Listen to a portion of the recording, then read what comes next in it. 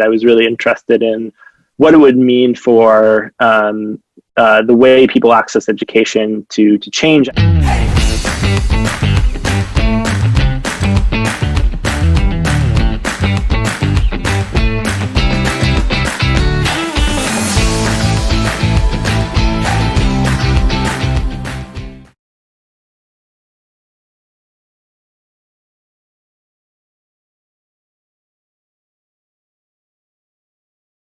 Eli Bildner, thank you so much for joining me on 20-Minute Leaders. It is such a pleasure to have you here.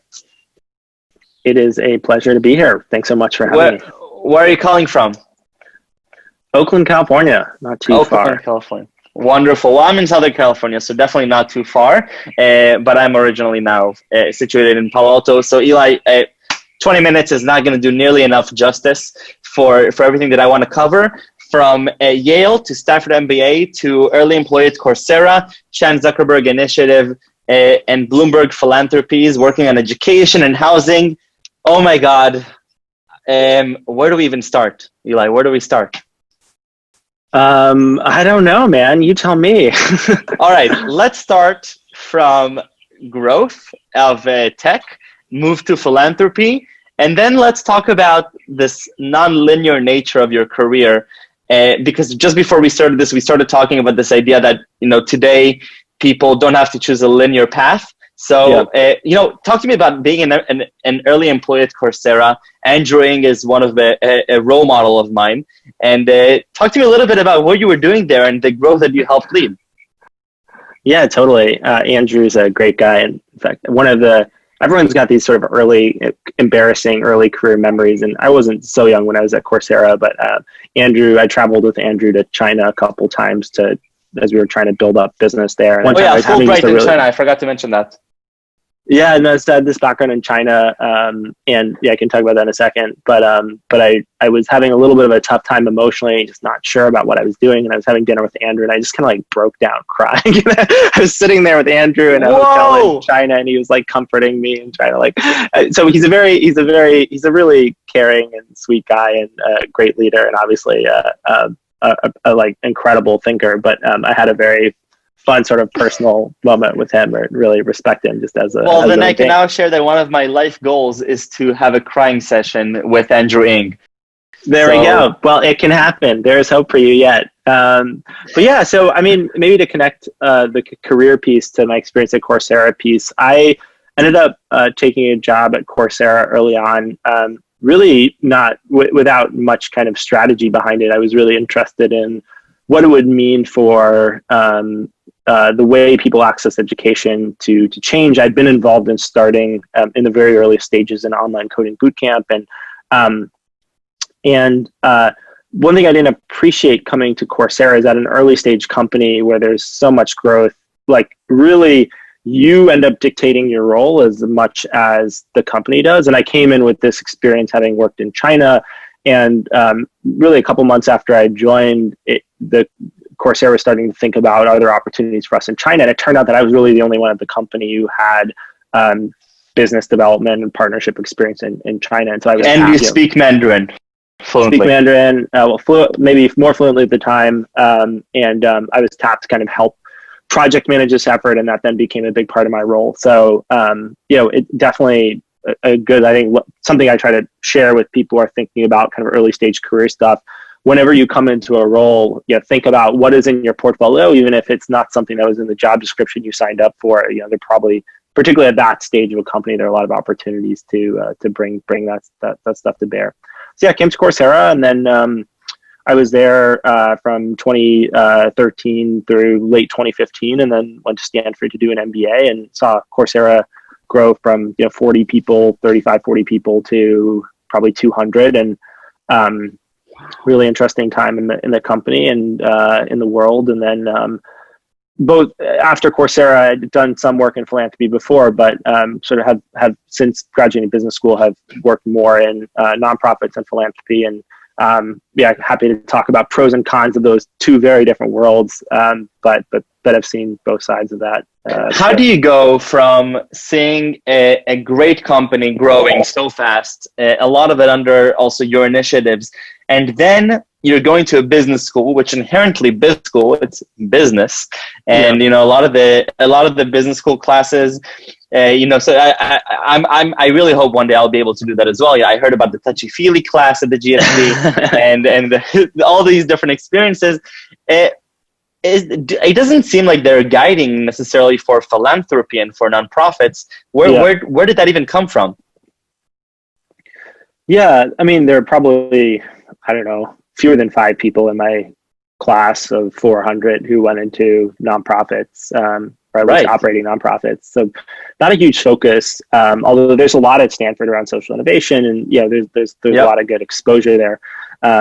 But it's not part of the culture and part of the ether. But one thing that I learned at Coursera that has stuck with me is it's companies love to talk about their social mission and their impact, and we're a mission driven company. And I think, truth be told, a lot of the time that, if I can say this on the show, bullshit. It's more marketing than anything. And Definitely. And I work in a community nonprofit now, but I'm also I think there's nothing wrong with running a successful business that's serving customers and serving employees well, and how you run it really matters. And you don't need to dress it up with this whole we're mission driven, fintech company working on payment solutions. Yeah, I'm sure it's good for the world, but just own you're a great company. There's nothing wrong with that. So anyhow, what I came to believe through my work at kind of mission driven companies, and I really respect Coursera, is that if you're a for-profit and particularly venture-backed company, you're always going to be migrating towards your highest growth and highest margin opportunities. And at Coursera, that meant Coursera was never going to be a company that was focused on serving the most vulnerable people in the world. That's just not what it was built to do. It was built to scale really quickly through venture capital and through technology, and grow and migrate toward the best business opportunities for the company, which have turned out to be in corporate learning and development and in traditional degree programs. I think that's great. I really believe in what Coursera is doing in the world. I'm really proud of having been a part of the company. I love the people there, but it's not enough. Our economy does not solve necessarily for the problems of the most traditionally underserved and most vulnerable in the population. That's just a fact. So I knew, coming out of my experience at Coursera, that I wanted to think more and work more on anchor on a population as opposed to anchoring on a business model. And nonprofits are really good at that. I love it. Yeah. No, yeah, I think it's incredible, and it's, I think this take on impact and what really needs to be solved. I think it's really inspiring. But then you go and you actually join some of the most notable organizations in the world for this type of work. You tell me a little bit about this Chan Zuckerberg initiative and what you were doing there, and then the Bloomberg philanthropy. Yeah. I've always been a big fan of trying to, create your own career opportunities, and so much of it just has to do with timing. And during my MBA summer, as I was thinking about what to do, I got connected from a friend and a mentor to someone who was basically the kind of chief of staff or interim ED of Mark Zuckerberg and Priscilla Chan's philanthropy, which hadn't launched then, and she was helping them stand it up. And so I became. Oh, it was just starting back then. It's just starting. Yeah, I became their first intern. Wow. I think, I've just always been drawn to kind of these early stage experiences. But I think philanthropy, each sector I've been involved in, whether it's businesses, whether it's philanthropy, whether it's operating nonprofits, they all have an important role. And one thing that's very powerful about philanthropy is its convening power. It's agenda setting power. It's sort of like the media in that way, and that it's remarkable how little money it takes to change a conversation or to create a conversation. And so I've been really interested What does that mean? So, as an example, particularly with public actors, so state governments, local governments, even the federal government, there's so little, and even companies, very, very few companies, organizations, policy actors have discretionary money just laying around. And so if you're one of these actors and you want to try something really new, you really have very few places to turn, and philanthropy is one of them. And so even if you're, so just to give you a specific example, I was working with Bloomberg Philanthropies, evaluating a bunch of different programs that they might invest in to spur investment in career and technical education. So helping students enter mostly non-degree pathways that would help equip them with skills. The state of Delaware was looking to do something really different with how they structured career and technical education, and they were looking for funding to do it. And so I went down there to kind of understand what they were thinking. They'd asked for a few $1,000,000. Now the state of Delaware, their entire budget for K-12, I don't know what it is off the top of my head, but it's certainly not hundreds of millions of dollars. But for a grant request of $3 million, they brought out the governor, a senator, the CEO of a major company. Like, that is what the promise of a few $1,000,000 of discretionary capital could unlock. Wow. And so if you're a funder, you have this unbelievable, everyone's going to answer your call, and it's a tremendous power and privilege that comes with a lot of responsibility in my mind. But if you're someone like me who doesn't have millions of dollars to give away, it makes working with philanthropy interesting, because if you can help funders channel their energy in productive ways, like, you really do have a good shot of changing and conversations and setting agendas. Wow, no, that's insane. And then you move on to Bloomberg, and do you do something similar over there as what you did with the Chan Zuckerberg Initiative? Largely, with Chan Zuckerberg Initiatives, I was focused on helping them think about how they might improve housing affordability in California, and particularly in the Bay Area. And then at Bloomberg, my work was more around higher education and career education pathways. But similar kind of philanthropic advising, which is just, it's one of these things, we're going back to the thread we started before the interview around career, that, Yep. sometimes you just learn that you have a skill set, or that, you kind of end up in a network. Yes. And then building a portfolio of projects around that can be really rewarding. So for me, it's part of that has just been getting to advise different philanthropies on how they spend their money and what prior projects they pursue. So what is Concourse Education? I believe you're wearing, I believe the logo is on your sweatshirt, right? Concourse hoodie, yeah. So Concourse is a nonprofit that I co-founded about 3 years ago that was my first take at starting an operating nonprofit. And we're a college program that helps particularly low-income working adults in California earn an accelerated low-cost bachelor's degree. Wow. So you're helping them actually achieve the degree, and how do you actually go about doing that? So we have our headline goal is to dramatically simplify the college experience for working adults who are, you're competing for their attention with kids, with work, with all the complications of life, and particularly for people who might be working more than one job or low-wage jobs. And so, they don't have time to be on the phone for 2 hours with the financial aid office, or try to figure out what forms to file, or, if they need academic help, to figure out, the 10 different places they might go to get it. Like, college needs to be designed for them. And so that's what we've done. We basically redesigned the college experience to really serve that student population. And we have done that by partnering with 2 accredited universities. So we're a standalone 501c3 nonprofit. We have a kind of white label-ish partnership with these universities, where we essentially write off their accreditation and their access to financial aid to, again, create this better college experience for working students. So incredible. So Eli, overall these years working with nonprofits, trying to solve really meaningful issues. I mean, these are not simple issues to solve. No. It's one thing to say, like, okay, I'm going to go do a startup that, makes you a better runner with a device or whatever. It's another thing to say, okay, I'm going to tackle this problem of low-income people trying to attain a college education while going through the different adversities that life has to offer. I'd love to sort of pick your brain over the last few minutes that we have. What are some of your earned secrets over this nonprofit sector about what does it take to go and really challenge these big problems? Yeah, it's a great question. I think one is just right-sized expectations. Like, you're not nonprofits. You're not going to change the world in 2 years. They're really slow build organizations, and for a couple reasons. One is the problems, as you referenced, are really intractable. These are hard problems to solve. 2, almost definitionally, they sort of are non-market problems, or there's market failure. So you're running against headwinds. And then three, Definitely. in terms of like what is the what is the lifeblood that keeps nonprofits going? Obviously, it's philanthropic capital, and even for an earned revenue nonprofit like us, where we actually earn money from our services, we still need philanthropic capital to grow. And philanthropy is just so different from VC. So just to give you a sense of what that looks like in practice, with VC, if you're a associated VC firm, you're looking for deals where it's a 10x, a 20x, a 100x. That's going to make your portfolio work. If you're asking for money from a philanthropy, they have a very different orientation. First of all, it's not so clear what a 10x or a 100x is. Sure.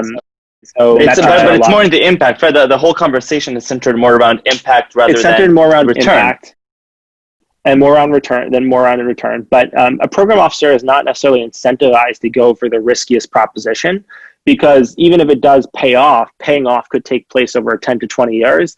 And things that go really badly in like 6 to 12 months. So just from like an incentive perspective, philanthropy is not incentivized to really do super risky things. At the same time, philanthropy very reasonably, because nonprofits are not, most nonprofits are not on a track to become self-sustaining on earned revenue. If you're a philanthropy, you don't want to set up a nonprofit with a $5 million annual budget in year one, and then year two, they have that cliff where it's like, if we don't raise $5 million, we're dead. So nonprofits, the way they work is we're constantly raising our next month of runway all the time. And what this means from a resourcing perspective is it's really hard to invest in like a 5 or 10 or even a 2-year time horizon like you might in a for-profit company. So I think the headline in all of this is that nonprofits, philanthropy, these are really valuable places to work. They're trade-offs, and one of the trade-offs is that it can feel really sloggy, and it's more of a slow burn than most of the time than for-profits. So, do you see yourself? We talked about this idea of nonlinear career pathways. Do you see yourself going back to the sort of the business sector and the for-profit sector, or is this something that you're really passionate about that you see yourself going forever? Yeah, I'm not idealist. I'm not an ideologue about any particular organization of an entity. Like, some companies are great as for-profits or nonprofits that are great. I believe in the importance and the role of government. And so my hope, and maybe to end the conversation where we started, I think I learned about myself that I love having a portfolio of things I work on. And so I would be surprised, although not shocked, if I never spend 10 or 15 or 20 years on one thing in my career. It's just not exactly who I am or not who I've been, although we all can change. And one thing I like to share with people who are thinking about their own careers and career trajectories is that that's okay. Like, I think for me, I felt that was very not okay for a while. And I was talking to a mentor of mine, and he basically asked, like, have you ever considered that this is okay? Like, this is not a problem to solve, but maybe a constraint to solve around. Totally. Exactly. Well put. If anyone's listening to this who's thinking about their own career and career design, like, maybe look at the patterns that you've created in your early career and think critically about, if you've problematized them, is this actually a problem? And if it feels like a problem, how might I make it not a problem? And sometimes that can be, I think, liberating. Definitely. No, I love it. And we have just about a minute and a half left, and I have so many more questions, but I have the most important one, and I'm going to put you on the spot, so I apologize in advance. I'd love for you to tell me 3 words that would best describe yourself, that you would best describe yourself, or that one of your co-founders would describe you, or Andrew Ng would describe you as. Oh, man. Okay. Probably curious, earnest, very earnest, and neurotic, like a good Jewish guy, very neurotic. I love it. Does it help with business? Sometimes. It creates a lot of mental angst, but sometimes helps, I suppose. Yeah. I love it. Eli, thank you so much for the time. Thank you so much for the inspiration. This nonlinear path that you're talking about, I think it's something it's really magical. And I had this really interesting talk with Alyssa Rapp, who's a GSB lecturer. Sure. So I talked with her a while back, and I believe we already, by the time this airs, her video will already be published. And one of the most interesting things that she was talking about was her nonlinear path that she saw her mother go through. And today, really, we have this privilege, and especially that we get to go to these really great institutions, and we get to harness all these different skill sets. It's almost a waste not to go and try to put our feet in, to dive into different waters and to test different fields and see where we can make an impact on various sectors, not just one. Well put. Yeah. Well, Toda Rabah, it's been a pleasure. Thanks so much. And yeah, great to be here. Thank you. And we'll need to catch up over a beer when I'm back in Palo Alto and this whole COVID thing is over. Beautiful. Let's do it. Well, yeah. Take care. Thanks so much. Bye.